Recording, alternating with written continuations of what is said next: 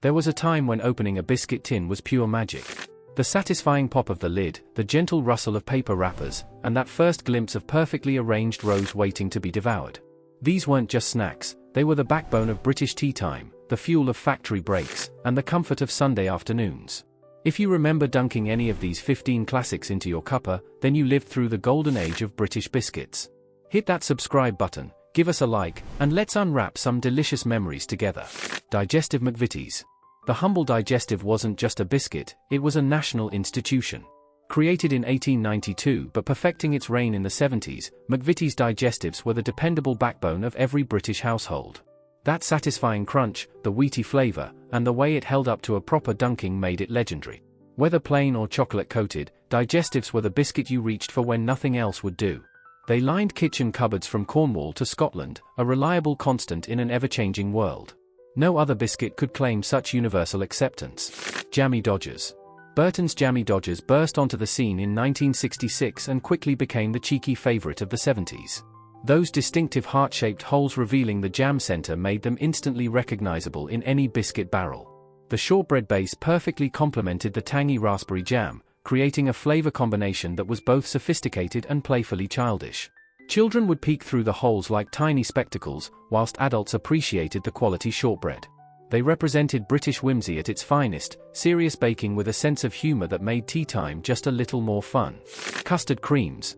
If Digestives were the reliable friend, Custard Creams were the charming companion everyone adored. These Victorian-era beauties found their true calling in 70s Britain, gracing every office break room and family gathering. The ornate Baroque design pressed into golden biscuit sandwiched around vanilla custard cream was pure elegance. Each bite delivered that distinctive custard flavor that somehow tasted both nostalgic and comforting. They were the biscuit that bridged generations, grandparents and grandchildren equally delighted by their old-fashioned charm wrapped in timeless taste. Bourbon Creams. The darker, more sophisticated cousin to the custard cream, Bourbon Biscuits represented the chocolate lover's dream. Two rectangular cocoa-rich biscuits embracing a smooth chocolate buttercream filling created the perfect balance of textures. Peak Friends perfected this formula in the early 1900s, but the 70s saw them become a staple of British life. Unlike flashier chocolate bars, Bourbons offered understated indulgence. They were the biscuit of choice for those quiet afternoon moments when only something genuinely chocolatey would suffice, reliable, rich, and deeply satisfying. Jaffa Cakes. The eternal question, cake or biscuit? McVitie's Jaffa Cakes sparked debates that continue today, but in the 70s, nobody cared about classifications. The sponge base, orange jelly center, and dark chocolate coating created something magical. That distinctive bite, the way the jelly burst, the chocolate cracked, and the sponge absorbed your tea, was pure genius. They were sophisticated enough for adults yet fun enough for children. The orange flavor wasn't overpowering but perfectly balanced, making each Jaffa Cake a tiny celebration of British confectionery excellence that transcended simple categorization. Rich tea. Perhaps the most underrated hero of British biscuits, rich tea represented simplicity perfected. McVitie's created these plain, golden rounds as the ultimate dunking companion. Their genius lay not in complexity but in their ability to absorb tea without disintegrating, the mark of superior engineering. In the 70s, they were the default office biscuit, the reliable tea-time staple that never disappointed. While others chased elaborate flavors, rich tea remained gloriously straightforward. They understood their purpose, to enhance the tea-drinking experience without overwhelming it, a humble biscuit with quiet confidence. Fig rolls. Jacob's fig rolls brought a touch of Mediterranean sophistication to British tea tables. The soft pastry wrapped around sweet fig paste offered something genuinely different in the biscuit landscape of the 70s. They felt healthier somehow, with real fruit at their heart, making them acceptable even for health-conscious households. The texture was unique, neither crisp nor soft, but something wonderfully in between. Fig rolls represented the exotic made accessible, a taste of southern European sunshine in the grey British climate. They were the thinking person's biscuit, cultured and distinctive. Garibaldi Biscuits. Affectionately known as squashed fly biscuits for their currant studded appearance, Garibaldi biscuits were surprisingly sophisticated.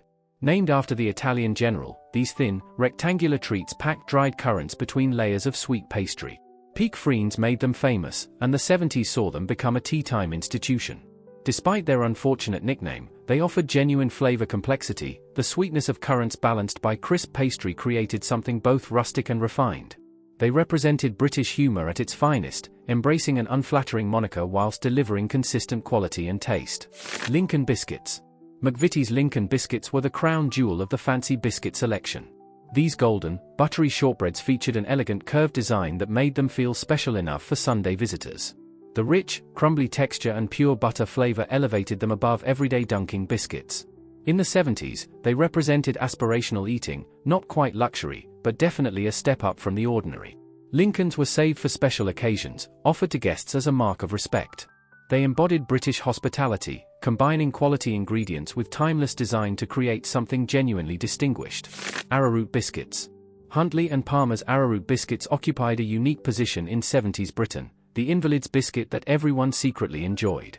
Originally marketed for their digestive properties, these plain, pale rounds became beloved for their delicate crunch and subtle sweetness.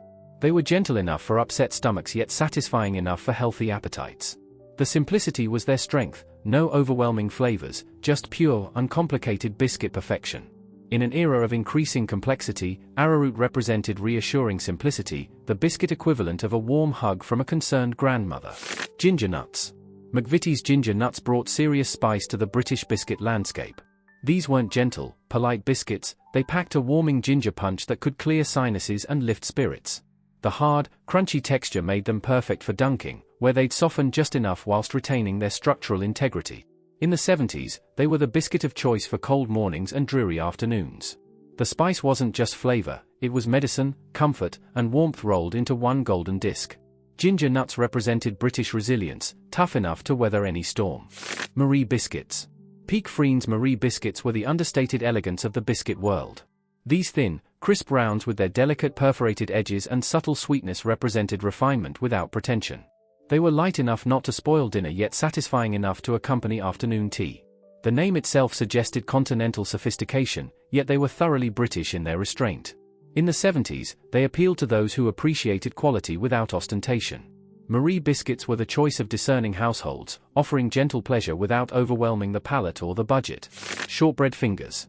Walker's Shortbread Fingers brought Scottish tradition to English tea tables throughout the 70s. The simple trinity of butter, flour, and sugar created something approaching perfection, rich, crumbly, and intensely buttery. Unlike their elaborate neighbors in the biscuit tin, Shortbread Fingers relied entirely on the quality of their ingredients and the skill of their making. They represented honest baking, free from artificial flavors or unnecessary additions. In an increasingly processed food landscape, they maintained artisanal standards, each finger a tribute to traditional Scottish baking excellence that transcended regional boundaries. Coconut Rings. Peak Friend's coconut rings offered tropical escapism in grey 70s Britain. These golden rings coated in desiccated coconut provided texture and flavor adventure that transported tea drinkers to sunnier climes. The coconut wasn't overwhelming but perfectly balanced, adding exotic sweetness to the crisp biscuit base. They represented affordable luxury, bringing a taste of the Caribbean to suburban sitting rooms.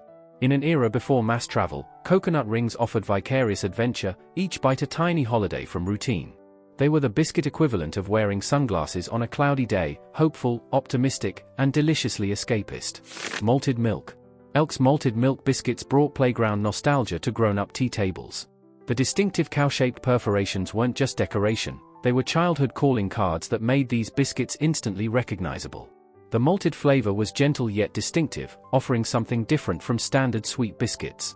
They bridged the gap between children's treats and adult sophistication, equally appropriate in school lunchboxes and office break rooms. In the 70s, they represented the democratization of treats, good enough for adults, fun enough for children, and affordable enough for everyone to enjoy. These 15 biscuits weren't just snacks, they were the soundtrack to British life in the 70s. Each one carried memories of family gatherings, office breaks, and quiet moments of comfort. If any of these brought back sweet memories, share your favorites in the comments below.